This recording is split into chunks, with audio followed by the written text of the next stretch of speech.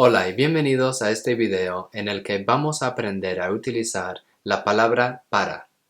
Hello and welcome to this video in which we're going to learn to use the word para with a verb, because we know that para, if I say para mí, it means for me, para mí. If I say los deberes son para mañana, the homework is for tomorrow. But if I use the word para with a verb, voy al supermercado para comprar comida, then it has a different meaning. We're going to explore what it means and how to use it so you can really expand and improve your Spanish.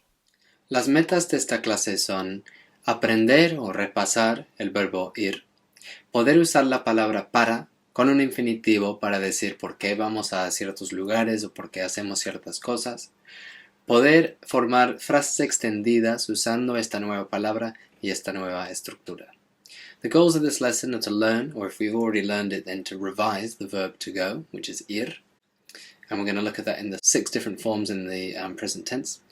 To be able to use the word para with an infinitive to say why we go to certain places or why we do certain things, and also to be able to form then extended sentences using this new word and this new structure.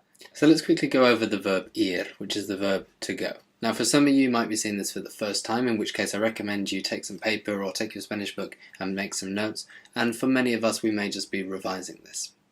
Voy means I go, and remember the V in Spanish is pronounced more like a B, so it's not voy but voy. Vas, you singular go. Va, he, she, it goes, or singular they go. Vamos, which means we go, and can also mean let's go. Hey, vamos. Vais, which means you plural go, so if I'm talking to a group of friends I can say ¿A dónde vais? Where are you going? Or vais al parque? Are you going to the park? So that's just for you plural. If it's just one friend, then I'd ask ¿Vas al parque? Are you on your own going to the park?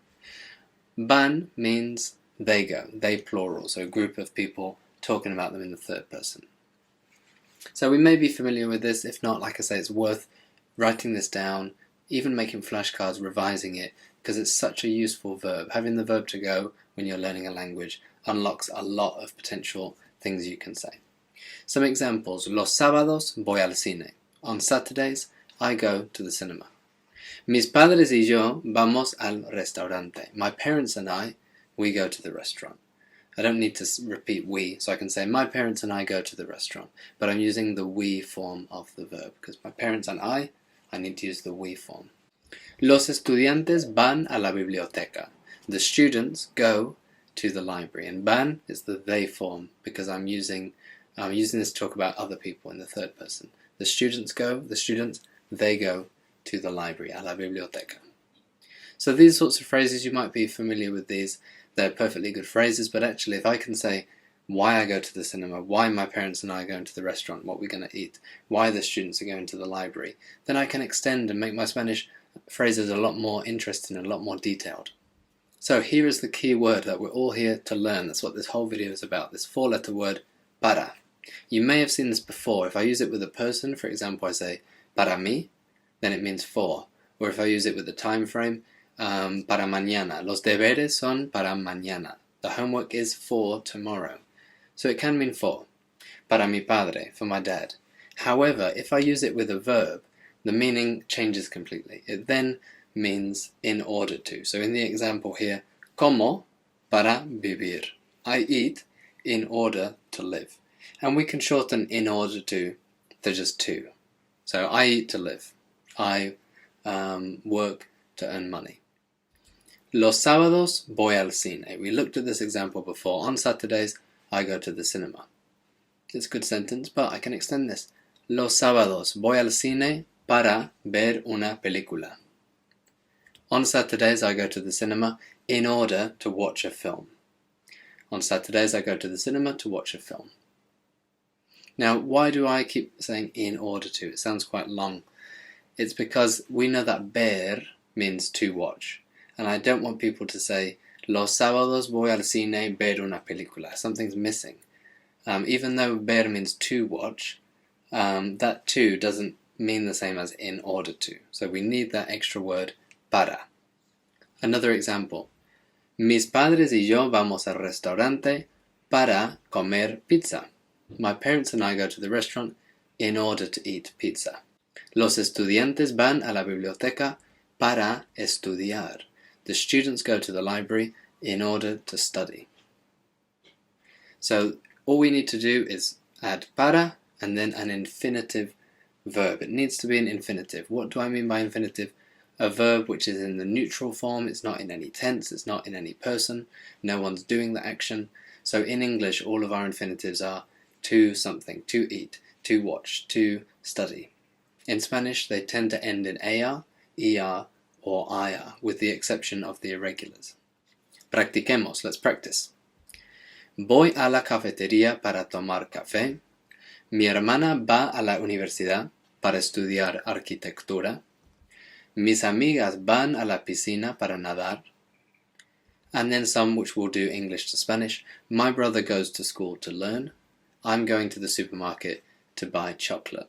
Now, what I'd like you to do in a moment is to pause the video and try translating these. You can try saying them out loud to yourself. You can make a note of them on some paper or on your phone, in your notes app or something. If you're a student, you can do this in your Spanish book. And on the right hand side, I've given you the 6 forms of the verb to go, and in the green tiles, some of those are verbs which you may need to complete the translations. So when you are ready, pause the video, have a go at that, and then press play to go through the answers. Okay, let's start going through. So number 1, número 1. Voy a la cafetería para tomar café. I go to the cafe, to the coffee shop, in order to drink coffee. I go to the coffee shop to drink coffee. 2. Mi hermana va a la universidad para estudiar arquitectura. My sister goes to the university, or to university, in order to study architecture. 3. Mis amigas van a la piscina para nadar. My friends go to the swimming pool in order to swim.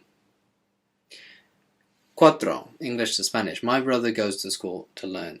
Mi hermano va, using the he goes version of the verb, va al colegio, or I could say a la escuela, or I could also say al instituto, different words for school, para aprender.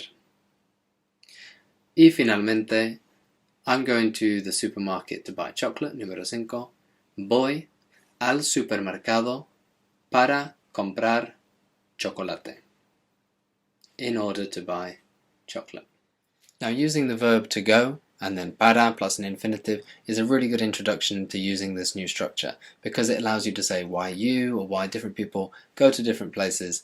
So I go to the library to study, she goes to the shop to buy groceries, but actually you don't have to use this only with the verb to go. You can use it with any other verb. I could say things like escucho música para relajarme. I listen to music in order to relax. So I could say I go to the record shop to buy records, but I could also say I listen to music to relax.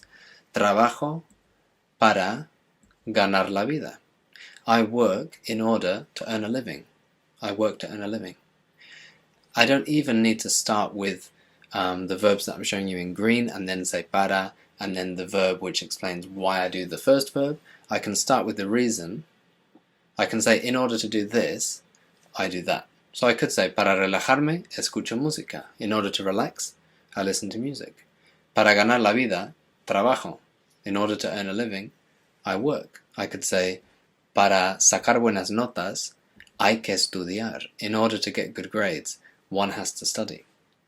If you've never seen hay que before, that last green verbal phrase, hay que means one has to, or it's necessary to, you must. And I've got a video which explains how to use that and how to use tener que.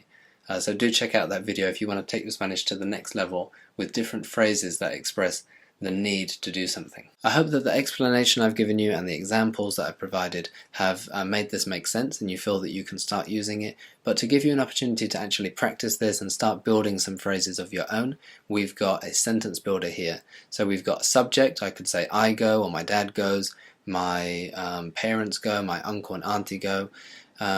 For mi amigo, mis amigos, mis amigas, I've left a gap for you to add an O if it's a male friend, an A for female friends, or an UE if it's for non-binary or you want to be really gender inclusive.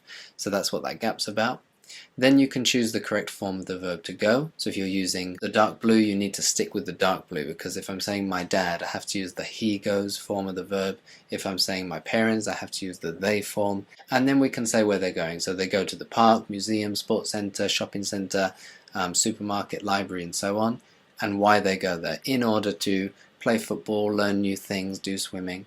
So what I want you to do, if you've got a piece of paper or you've got your Spanish book there if you're a student, is to write down 5, 10 phrases in Spanish, translate them into English, so that you've actually had to go through this process yourself of using this structure. Because if I say a sentence, you might understand it. For example, now if I say, mis amigas y yo vamos al centro comercial para comprar ropa, you can have a look. Mis amigas y yo, my friends and I, vamos, we go, al centro comercial, to the shopping center, para comprar ropa, in order to buy clothes. That's step 1. You hear the Spanish, you can understand it. Step 2 is you can actually produce the language yourself, which is always that little bit harder. So before you shut the video down and you think too confidently, yeah, I've got the hang of that, just give yourself an opportunity to practice this a bit, because that will really help this to go in and make sense and consolidate what we've been talking about. Just a quick reminder to hit that like button if you found this video useful, if you found it interesting. It's just a click of a button or a tap of the screen for you, but it really means a lot to me, and it helps me to know which videos people have found most useful as well. Also, if you have any comments, please do use the comment function below. You can say something that you learned, something that you found a bit difficult, and again, it will help me to plan future videos. And if you haven't already done so, please do hit that subscribe button so you don't miss out on any of the future videos that I'll be posting. If you really don't want to miss out on any of them, you can also turn on notifications.